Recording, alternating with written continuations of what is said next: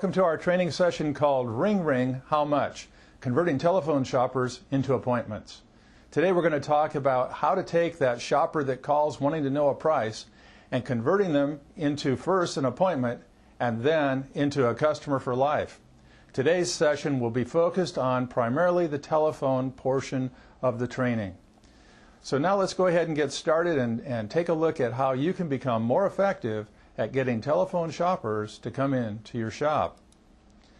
First thing that's important to know is, why do callers do what they do? What motivates them to either do or, frankly, not do the things that we would like to see them do, primarily agree to bring their car in?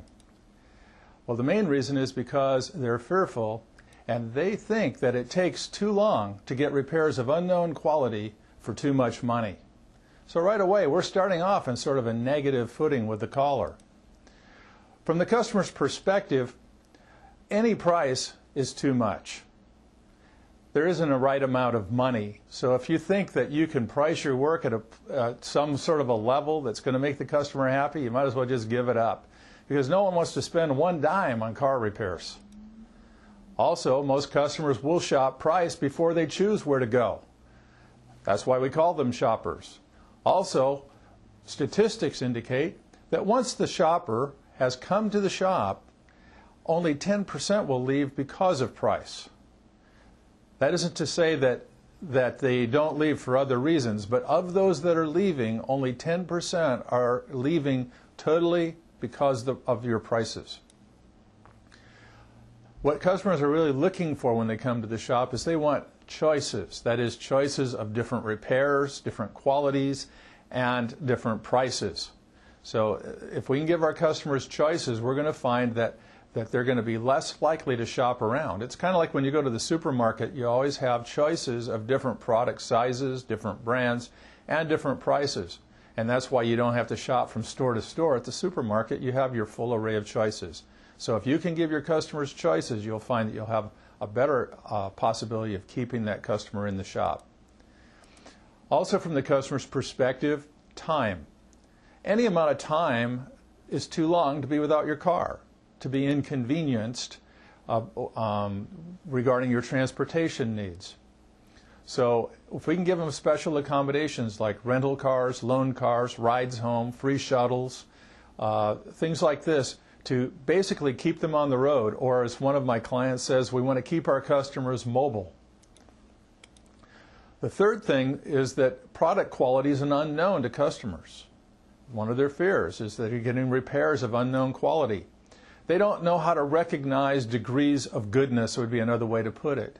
They don't know if their car is stopping or stopping well or just stopping, or starting well or just starting, unless there's some sort of a noise or a vibration or some sort of thing that's out of the ordinary going on. But if the car goes and it stops, that's all that they know. They don't recognize degrees of goodness. They can only recognize the absence of quality. And they do that by asking this question when they pick up the car. Is my problem gone? Is what I came in concerned about now absent? Therefore, and another way to look at this is that we in our industry are judged by our failures, not by our successes. It's kind of like being a hockey goalie. How would you like to be in a business that every time you made a mistake, a siren went off and a light started flashing? Unfortunately, that's what a hockey goalie has to put up with. We don't have that problem. But the customers know about the car when it isn't working right, and so they judge us by our failures, not our successes. The only tangibles that a customer leaves the shop with are really the warranty and the repair order. Other than that, everything else is invisible. We're selling a product that they can't feel, touch, or smell. It's not that it isn't tangible. I mean, now it's installed. It's more of an invisible product. And we're really going to, at the end of the day, either satisfy or not satisfy the customer based on how they feel about their overall experience. It's how they feel about it. Now, great shops know that they're not in the repair business. They're not in the business of fixing cars. They're in the people business. Behind every car is a person. And to help you kind of see that, Look at it this way. Cars don't buy repairs. People do. The car itself is only the object we're working on. Great shops don't just fix cars. They fix people. They fix their customers. The car is only the reason that they need to come to your repair shop or to a repair shop, but it's not why they choose one repair shop over another. It's not why they choose any particular repair shop. There's some other factors that go into that decision. Great shops also believe in their policies and procedures. What they know is that they're protecting their customers by getting the car into their shop, using a procedure. Today we're talking about telephone procedure and how the telephone can help you get the customer into the shop. The only way to give accurate estimates, accurate diagnostics, is to check the car first. Now, the only place that we can protect our customer, the only place that we know our customer is safe, is if they come to our shop. So, with that in mind, if we don't do a good job on the phone, the customer could effectively end up in a bad shop. So, this is how you can protect your customer, by doing a good job. If the customer ends up in a bad shop, not only have you lost the sale, but the customer is now in harm's way. They now could potentially fall victim to an unscrupulous repair shop. Nothing good can come from poor telephone procedures. Now, sales and service procedures demonstrate value. They aren't manipulation, high-pressure sales tactics. A lot of times when you start talking about sales procedures or techniques, people get this image in their mind that we're putting the squeeze in the customer, we're putting high pressure on the customer. That's not what it's about. We're trying to make it as easy as possible for the customer to make a decision to come to our place of business. And we're going to use whatever techniques are necessary to get the job done, but we're not going to do anything unethical, manipulative, or high pressure to do that. The telephone's the first procedural step in a whole series of procedures that are designed to take this customer, this potential customer, a caller, a shopper, someone we don't know, someone who has no reason to choose us over anyone else, and move them along a progressive line from being a stranger up to where they're actually someone who is promoting us, an apostle, so to speak, about our business. And we have to do that to turn them into what some authors have referred to as raving fans or customers for life. And we have a very short period of time within which to do that. So we use procedures, and the first step in the procedure is telephone procedure. And if you don't do this well, because of the fact that we may never get to meet this customer, you may never get a chance to do any of the other procedures.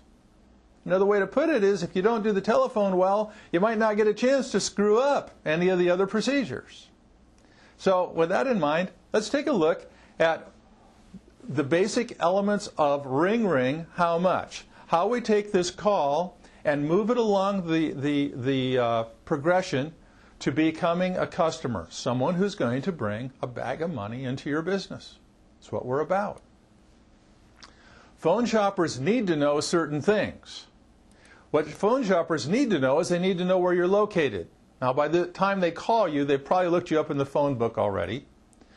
They need to know how soon you can get them in. Remember, what we're trying to do is solve their problem with mobility. So they need to know how soon you can get them in, and frankly, the sooner you can get them in, the better it is to them. They're finally ready to call you. They want to know how soon you can do the repairs. Not necessarily one and the same. Getting them to the shop and getting the car fixed could be two totally different time frames. They need to know why they should choose your shop over the competition. What are your competitive advantages? Are you open better hours? Are you in a more convenient location? Do you have certified technicians? Are your warranties better than the rest of the industries? Price is an issue, but at this point, there's no basis of comparison. Price is really not the bottom line. But they always ask, how much is it going to cost to fix my car? Almost always, that question is going to come up in one form or another. They may not come right out and say how much, but they might say, does it sound serious, or do you think it's going to be expensive? Those types of questions all are getting down to how much. But remember this, that customers don't know what else to ask. It seems to be the logical place to start. As I said at the beginning, they have already been trained to let their fingers do the walking. Walking for what? To find out a price. They're looking for the best value. They don't yet have any reason to choose your shop over any other shop. Now bear in mind, these procedures we're talking about aren't so much for your regular customers, the people that are doing business with you month after month, year after year. I mean, that isn't what this is about. This is how we get those people that call, they don't know who to call, and they're calling you among other people, and you need to do something to separate yourself from the rest of them and get that customer to come in so you can demonstrate to them what a great shop you are and what a great person you are, and establish a relationship and hopefully a customer for life. At this point, they don't have any reason to pick you over anyone else. What customers are actually asking is this, and if you will just put it in your head, get this in your ingrained, that when the customer calls you, I don't care how they word it, if they say how much, could you give me an estimate, whatever, what they're really asking you is this. They're saying, what do I have to do in order to find out how much it's going to cost to fix my car? What do I have to do in order to find out how much it's going to cost to fix my car?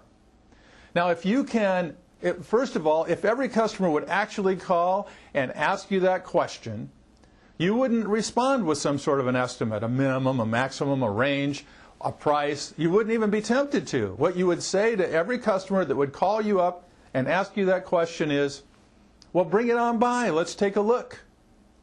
So since that's really the question that the customer is thinking, whether they say it or not, if that's what they're thinking, and if you can convince yourself that no matter what the customer asks you, this is what they're asking, you'll be able to do these procedures way better than if you can't get that through. You've got to get that ingrained.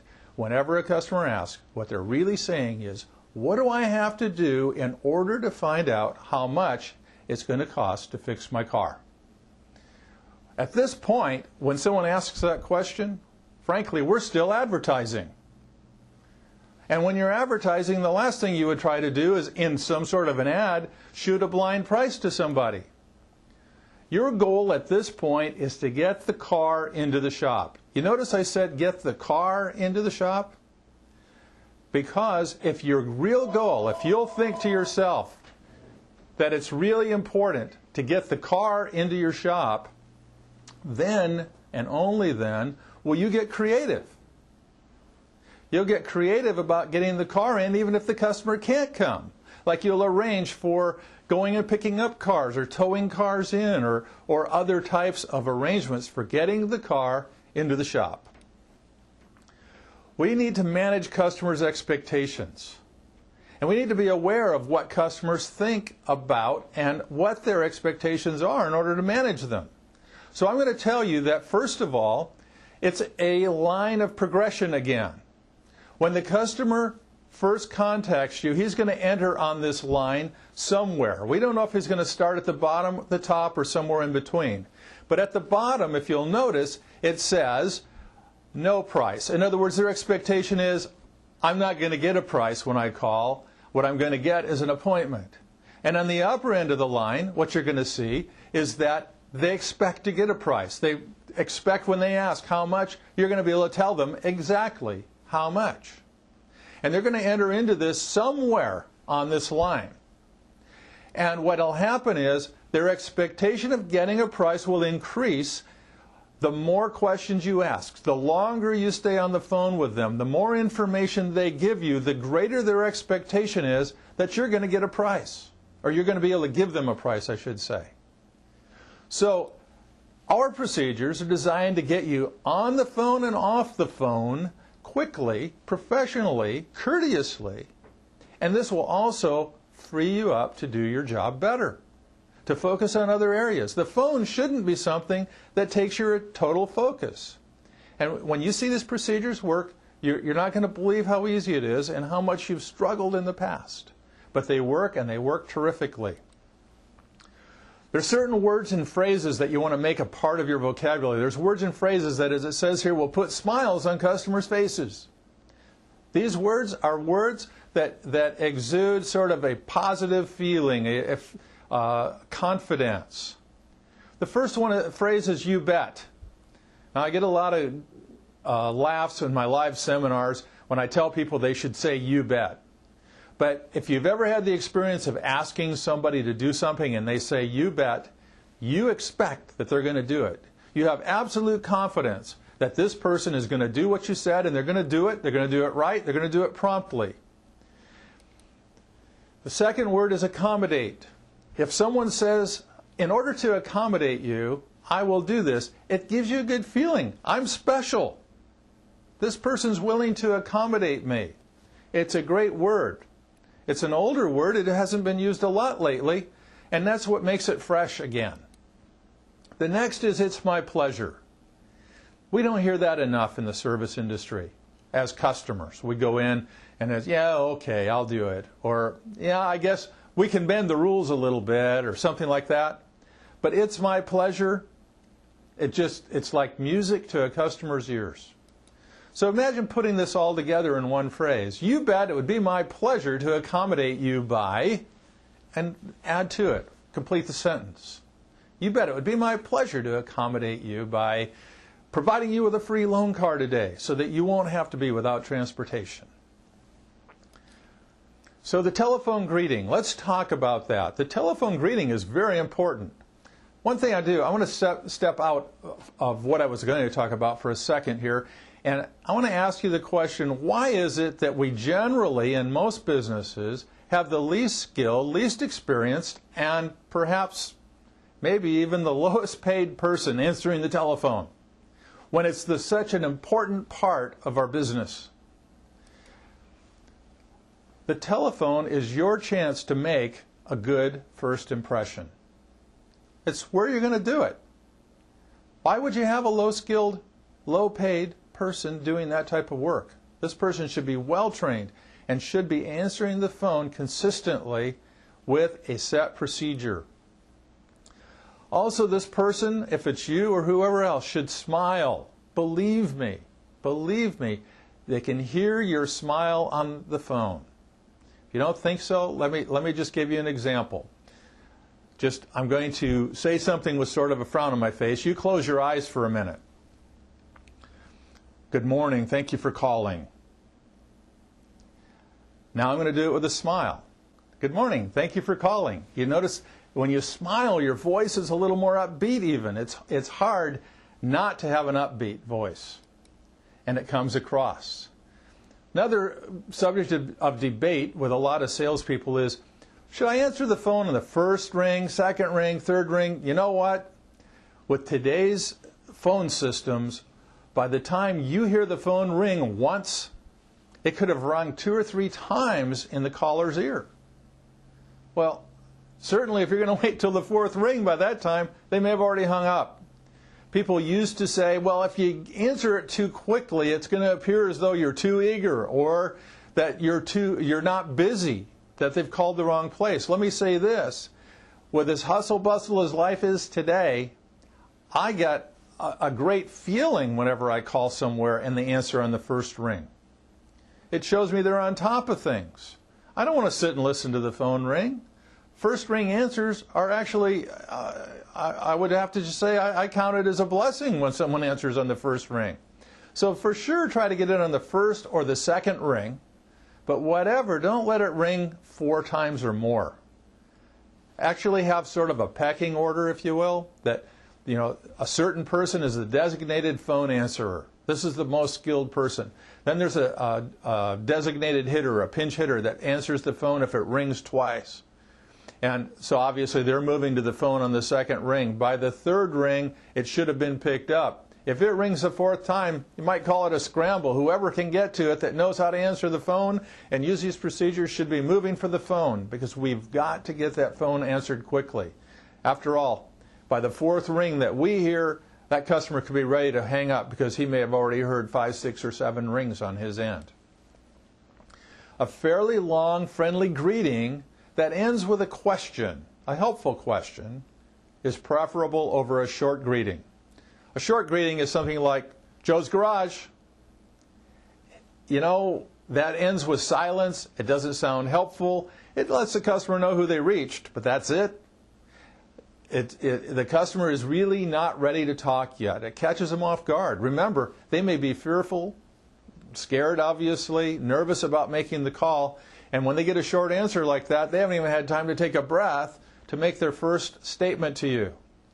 So you want a fairly long, comfortable paced greeting. Be upbeat and be positive, but don't be rushed in that answer. Don't rush yourself at all. You want to be very professional and assertive. Also, remember that the customer is nervous, maybe even fearful. And so you need to be confident and expectantly assertive. You want to convey the message, this is how we do it here, that if you come here, we have a way of doing business that you're going to be comfortable in because we have confidence. You want to use tone and word emphasis and inflections that make a big difference. And if you don't think tone and word emphasis can make a difference in what you're saying, let's take a look at this simple sentence.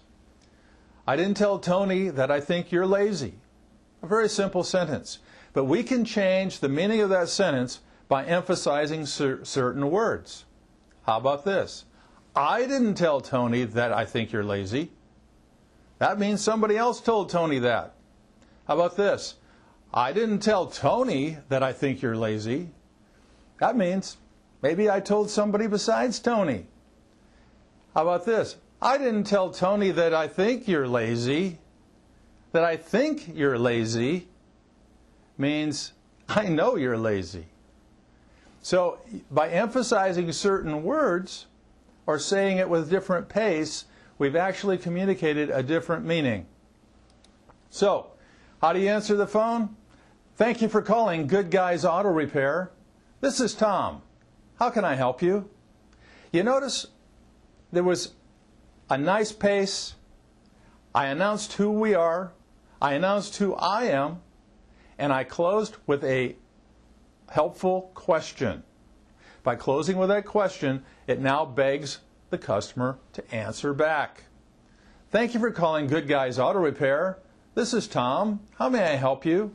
Pauses between the thoughts, drawing it out a little bit.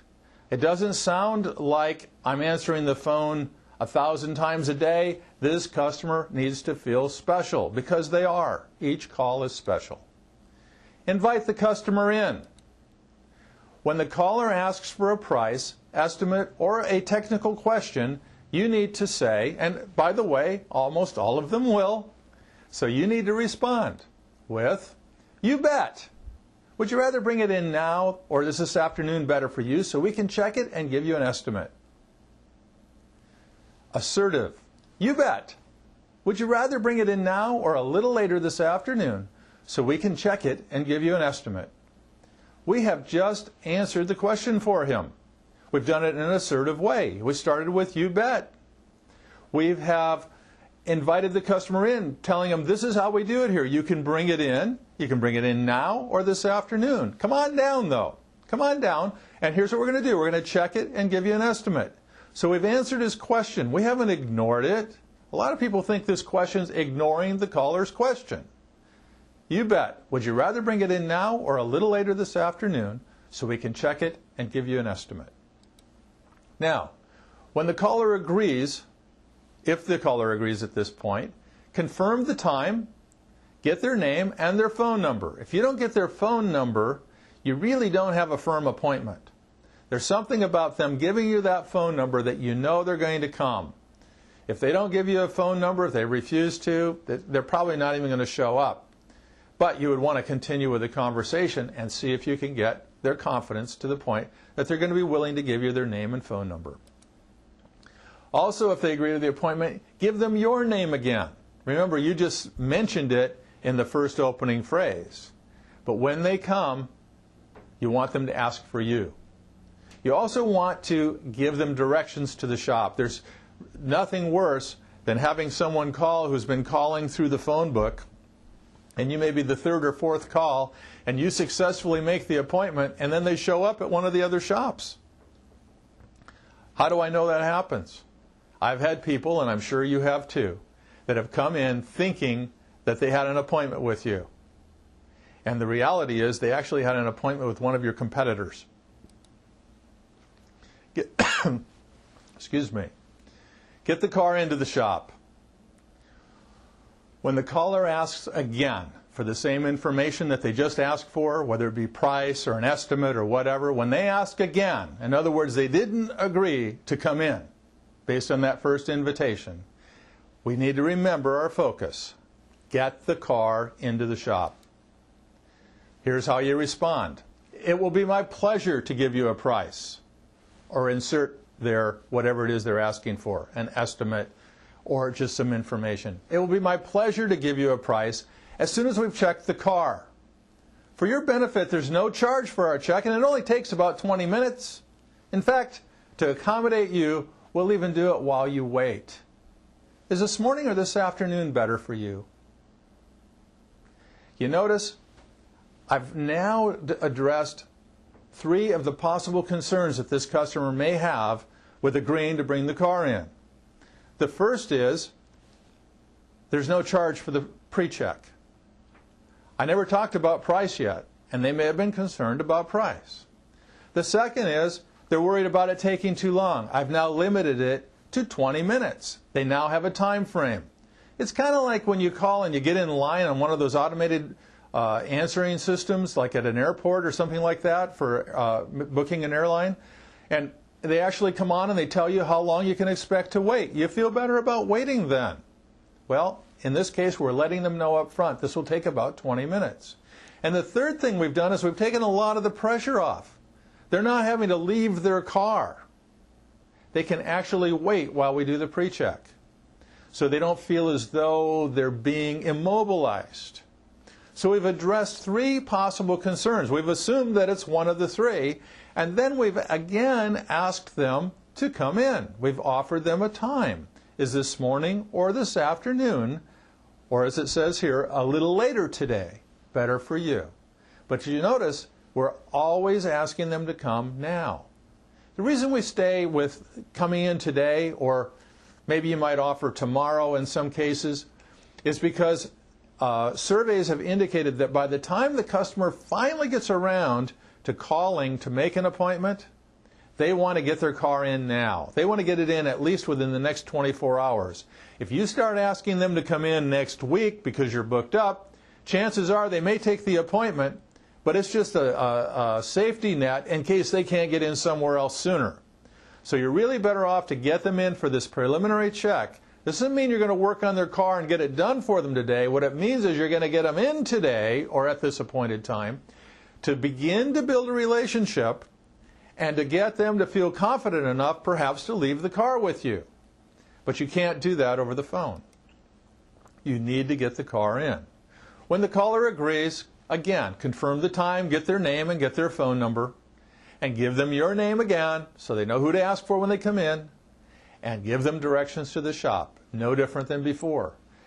Anytime the customer finally agrees, get that information. And you're going to insert that into the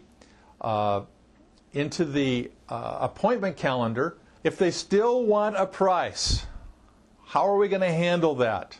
How are we going to respond if the customer says something like, look, I'm not going to take my car anywhere unless I get a price first? We have some examples of things you can say. They all basically start the same way and end the same way. It's what we say in between that's different. Let me give you some examples. First of all, the customer says, look, I'm not taking my car anywhere until I get a price. Well, Mr. Customer, we always check the car first before we quote a price because. Okay, so you always want to start off with that and pause. Mr. Customer, we always check the car before quoting a price because. By that little pause there, now they are kind of anticipating. It's kind of like opening a package or a present. It's like, okay, In fact, right now you may be experiencing that same thing. What's Tom going to say next? If I only knew. Now, I know what I'm going to say. Because we found that accurate prices and quality repairs depend on accurate diagnostics. Giving a price without checking the car first is only guessing. It's only guessing. How accurate is that? So it goes like this. Mr. Customer, we always check the car before quoting a price because we found that accurate prices and quality repairs depend on accurate diagnostics. Giving a price without checking the car first is only guessing. That makes logical sense, right? And now we have to ask the customer a question, don't we? So the question we want to ask is, now, is there any reason you wouldn't want to come in so we can see if we can save you some money? That's a great question. The reason this is a great question is because it conveys a message and it asks the customer to tell you if there's some reason they're not coming in. If they'll tell us why they've not agreed to come in, we can probably solve the concern. So, let's run it all together one more time. Mr. Customer, we always check the car before quoting a price because we found that the accurate prices and quality repairs depend on accurate diagnostics. And giving a price without checking the car first is only guessing. Now, is there any reason you wouldn't want to come in so we can see if we can save you some money? By doing it that way, you've appealed to their logic. Everything we're going to talk about here today is logical if you think about it. Again, we have the same things if they agree to come in. We want to get their number, their name, and the time, and we also want to have them ask for us when they come in and give them directions. Sometimes customers still don't want to come in, or maybe you would prefer to use one of these next two alternatives. Mr. Customer, we always check the car before quoting a price because, you see, the most expensive car repairs are the ones you didn't need in the first place or didn't fix the problem. An accurate diagnosis can prevent this from happening to you. You notice how that was delivered? An accurate diagnosis can prevent this from happening to you, Mr. Customer. Prevent it from happening to you. So we're showing our concern. We're kind of throwing out a concern that maybe he had never thought about. And we're going to close in the same fashion as before.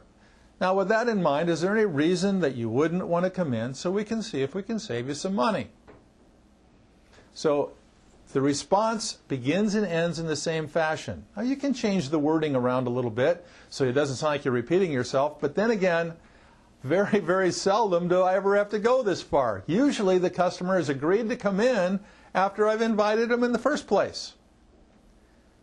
So these are just here to help you with the tougher customers. And you know what? The tougher customers are the ones that are going to give you the advantage. Those are the ones that are going to give you that little extra number of sales that you need. And frankly, the tougher ones turn out sometimes to be the better ones. They're smarter than the rest.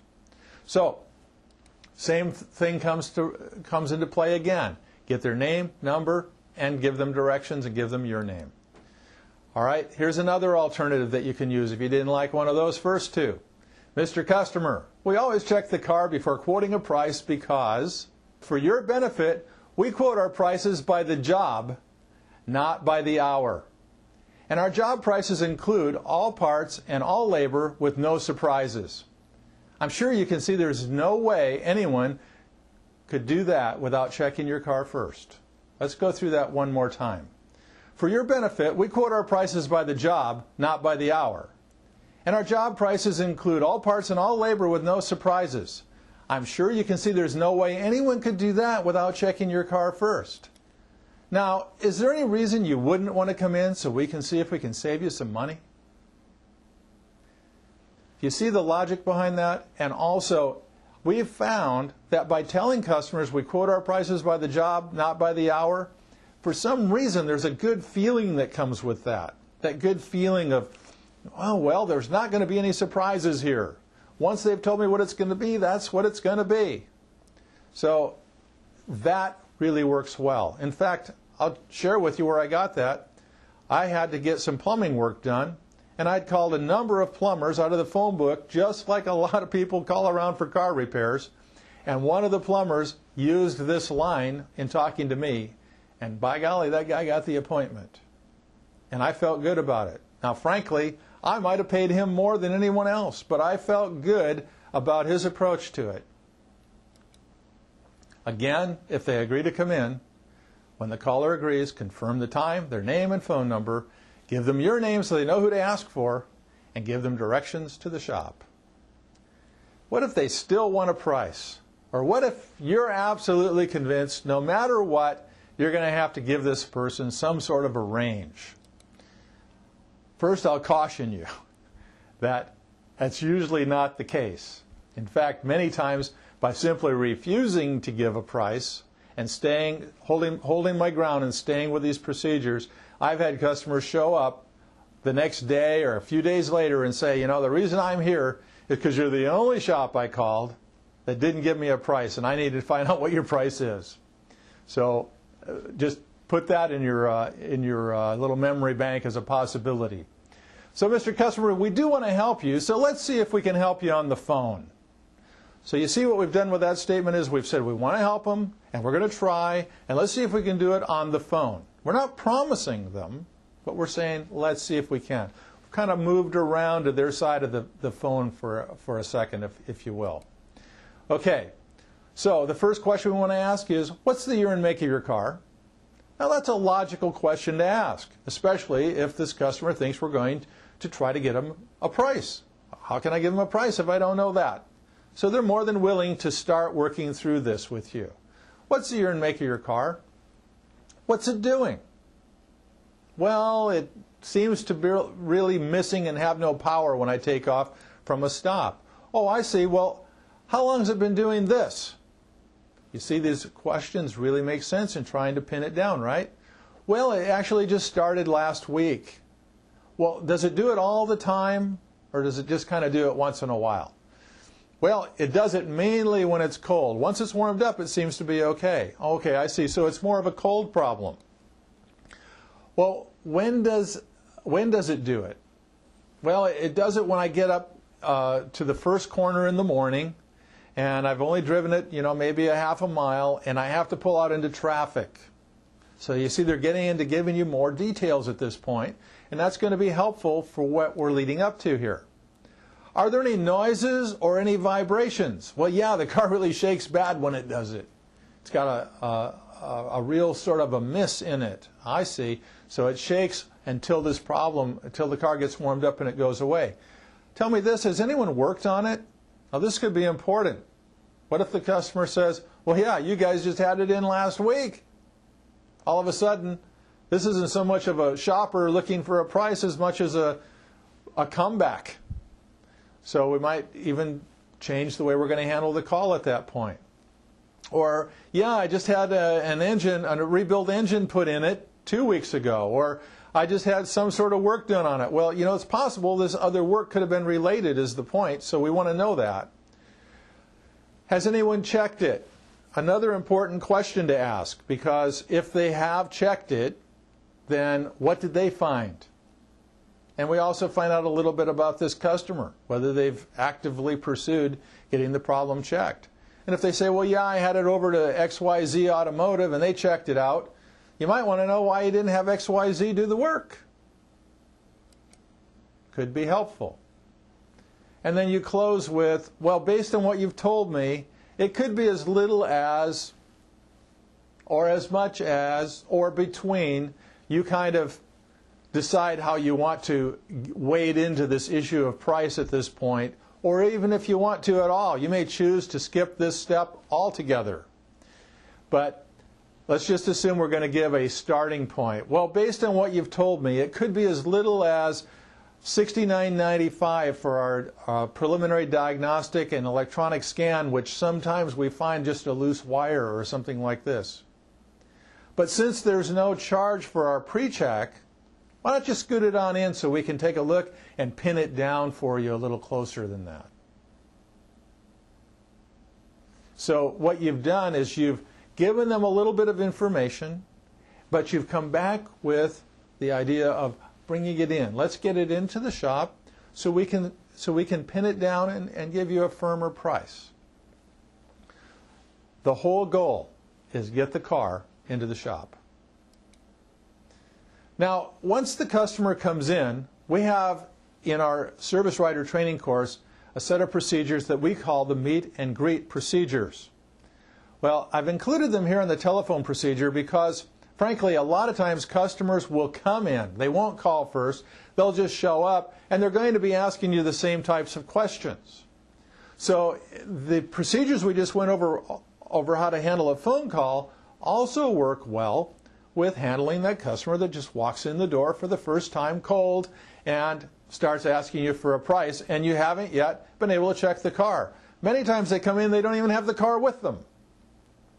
But here's another way of looking at this when they do come in. What do customers want when they come in the door? They want to be greeted. They want it to be a prompt, warm, friendly greeting.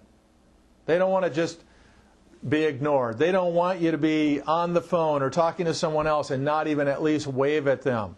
If you're on the phone, you can even use hand signs. You hold up a finger, you point to the phone, and you just, 1 minute, I'm on the phone. Hand signs. They at least have been acknowledged. They know you're there. They know that you know they're there and that you're going to get to them as soon as you're off the phone. Courteous empathy. Listen, listen, listen. Empathy is not sympathy. Empathy means I understand how you feel. It isn't that I feel like you feel. I don't feel sorry for you. I feel sorry with you. That's empathy. And you listen, you demonstrate empathy by listening, letting them talk, asking good questions. And then confirm and reassure them. Confirmation is exhibited by repeating what they said or paraphrasing what they said and getting their acknowledgement that, yes, that's what I meant or that's what I said. And then you can reassure them in that confirmation, yes, we've seen problems like this before. Let's get to the bottom of it right now. Okay? Another part of confirmation has to do with full disclosure. We don't want any surprises to come along. So we tell the customer what we're going to do and why we're going to do it. And in that, we're reassuring them that we do have a plan, so to speak. So we want to give accurate price estimates. No guessing. Okay? The meet and greet procedures also include how can we best accommodate the things that they're looking for. So in order to accommodate them, we ask good questions and then we listen. We use a courtesy pre-check form to record what they said and record our findings when we go on a road test or we go out and check the car out.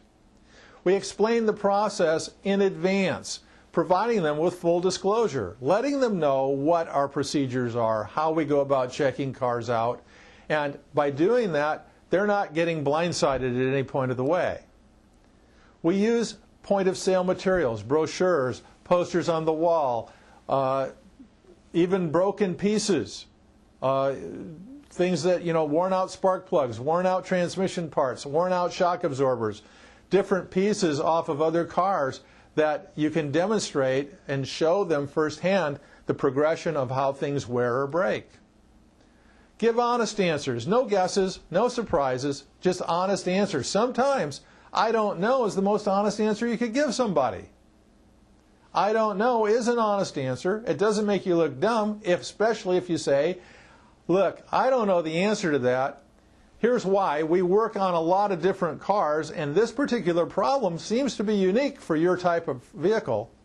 But let's find out what it's going to take. We'll get in and we'll look it up on the computer or, whatever. Get into the technical manuals.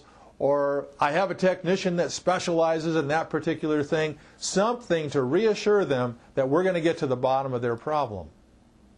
They want accurate prices and time estimates. Accurate. And you can't be accurate in these things without checking the car first. Good, accurate diagnostics and pricing starts with an accurate diagnosis, a thorough diagnosis. Many times the prescription is only as good as your diagnosis. Doctors have said this for years, that the prescription is only as good as our diagnosis. Give you the wrong prescription could kill you, frankly.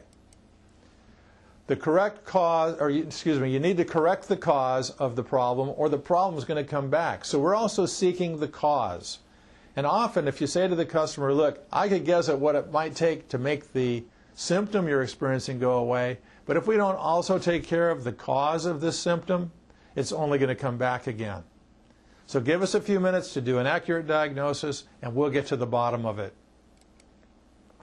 So to recap the things we've talked about, first of all, smile, be warm, friendly, positive, expectant, assertive, and confident when you answer the phone, when you answer customers' questions. Callers may be in fear, remember this. So you need to be calm and you need to be reassuring. Callers are really asking, what do I need to do in order to find out how much it's going to cost to fix my car? What do I need to do in order to find out how much it's going to cost to fix my car?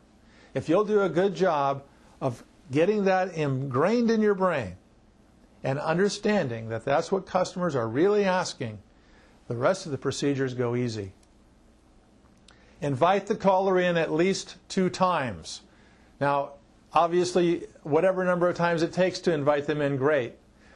But at least 2 times before you ever break away from the procedures here and start talking about prices or engaging them in a long, protracted conversation or getting off course, so to speak, use the first 2 questions. Would you rather bring it in now or a little later today so we can check it and give you an estimate? And the second is, be more than happy to give you a price as soon as we've checked the car. For your benefit, there's no charge to check it. It only takes about 20 minutes.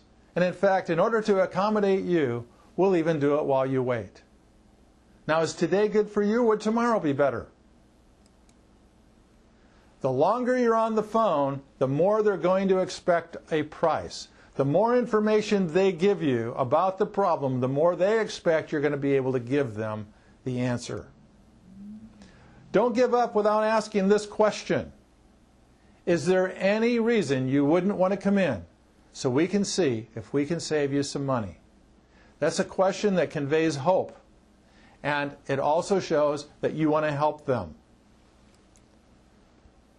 Lastly, you owe it to your customers to protect them from bad shops, and you owe it to yourself to convert more shoppers into appointments by using great telephone techniques.